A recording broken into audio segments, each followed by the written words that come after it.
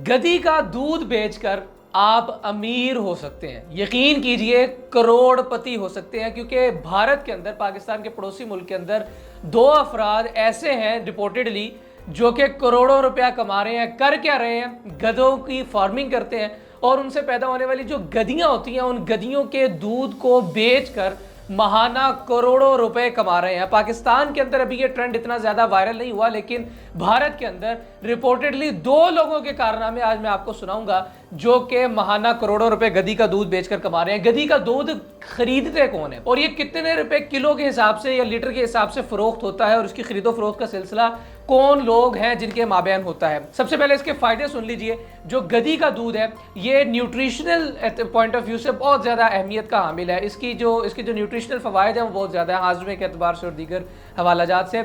और इसका इस्तेमाल जो है वो कॉस्मेटिक आइटम्स के अंदर बहुत ज्यादा होता है, यानी खवातीन के खास तौर पर जितने भी जो ब्यूटी प्रोडक्ट्स होते हैं उसके अंदर इसका इस्तेमाल बहुत ज्यादा होता है। उसके बाद जो स्किन केयर की अद्वियात हैं और स्किन केयर की जो पैरा मेडिकल चीज़ें हैं सारी, जो कि 100% मेडिकल के पॉइंट ऑफ व्यू में भी नहीं आती और कॉस्मेटिक्स में भी नहीं आती, ऐसी चीज़ें यानी कि जिसे हम स्किन वाइटनिंग सॉल्यूशन या स्किन वाइटनिंग मिल्क कहते हैं, वो भी बुनियादी तौर पर एक मखसूस मेडिकेटेड तरीके से गुजरने के बाद वो भी डंकी मिल्क से ही बना हुआ होता है बुनियादी तौर पर, जिसको हम सब इस्तेमाल कर रहे होते हैं अपनी स्किन की या त्वचा के ग्लो के लिए, जिसको हम इस्तेमाल कर रहे होते हैं। और ये तकरीबन 16,900 रुपये से लेकर 23,700 रुपये तक पर केजी के हिसाब से सेल होता है। ज़ाहिर है इसके अंदर अगर मलाई मार के होगा दूध तो उसकी कोई अमाउंट, उसके चार्जेस कुछ और होंगे, इसकी जो मलाई है उसके चार्जेस कुछ और होंगे। और इस तरह से ये तमाम तर जो डेयरी प्रोडक्ट्स है उसके अंदर सबसे महंगी डेयरी प्रोडक्ट तस्वुर की जाती है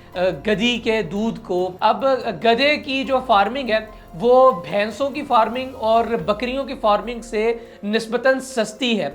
इस एतबार से सस्ती है कि जो इससे जो जनरेट होता है, जो फुजला जनरेट होता है, जो लीद जनरेट होती है, उसे नेचुरल खाद के तौर पर भी बेशुमार फसलों के अंदर इस्तेमाल किया जाता है। और जो इसका चारा होता है वो भैंस के चारे की निस्बत, घोड़े के चारे की निस्बत और बकरियों के चारे की निस्बत सस्ता होता है। और ये जो गधे गधियाँ होती हैं नॉर्मली वैसे भी गली मोहल्लों के अंदर जो जब आप इनको लेकर के निकलते हैं तो ये वहाँ पर भी इनसे ये खा लेते हैं और ये वहाँ से भी अपना पेट भर लेते हैं। इसके अलावा इनका जो इस्तेमाल है वो ख़रीदो फरोख्त के तौर पर भी होता है, यानी वो गधा जो कि नॉर्मली किसी काम का नहीं है इस फार्मिंग के अंदर, जिससे दूध हासिल नहीं किया जा सकता, उसको फ़रोख्त किया जा सकता है। और उसको ख़रीदने वाला भी 100% फ़ायदे में ही रहता है, क्योंकि वो उसके ज़रिए से फर्दर ज़ाहिर है उसकी ब्रीडिंग करवा सकता है, एक फ़ायदा। दूसरा फ़ायदा ये कि वो उसको हाँक कर, उसको रेडी के साथ बांधकर अपना रोज़गार का सिलसिला भी चला सकता है। और ये इसका जो चारे का, जिस तरह से मैंने आपको बताया कि वो सिलसिला बहुत ही ज़्यादा सस्ता है। एक बिल्कुल मखसूस और छोटी सी जगह पर भी इनकी जो एक खिदमत या जो इनकी एक फार्मिंग का सिलसिला वो भी हो सकता है। भारत के अंदर एक केरला का मकाम है और एक मकाम है गुजरात का। इन दो मकामात पर दो मुख्तलिफ लोग रहते हैं।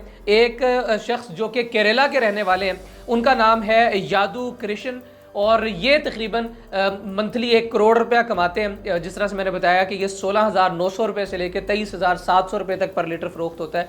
और दूसरे साहिब जिनका ताल्लुक भारतीय गुजरात के साथ है, धीरन सोलनाथ गालिबन इनका नाम है, ये महाना 6,90,000 रुपये से 1,30,00,000 रुपये तक महाना आमदन कमाते हैं। महाना इनके पैसे जो हैं वो जनरेट होते हैं डंकी मिल्क सेल करने से।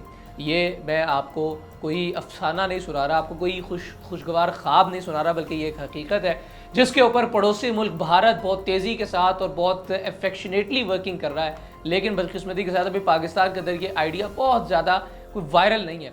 यहाँ पर पाकिस्तान के अंदर बेशुमार ऐसे रिहेबिलिटेशन सेंटर्स बने हुए हैं जहाँ पर ज़ख्मी डंकियों को रिहेबिलिटेट किया जाता है, उनको दोबारा से उनकी खिदमत करके, उनकी फार्मिंग करके उनको बेहतर तरीके से उनको दोबारा से यूजेबल बनाया जाता है फॉर द ह्यूमन बींग्स। लेकिन इनकी फार्मिंग करते हुए, इनके दूध को हासिल करते हुए कॉस्मेटिक आइटम्स के बनाने का जो एक आइडिया है वो अभी बहुत ज़्यादा कॉमन नहीं है, जिसका मतलब ये है कि इट इज़ अ गुड नीच for all of the Pakistanis कि यहाँ से हम सब बेहतर तरीके से अर्न कर सकते हैं, बेहतर तरीके से कमा सकते हैं। इजाज़त दीजिए, अल्लाह हाफ़िज़।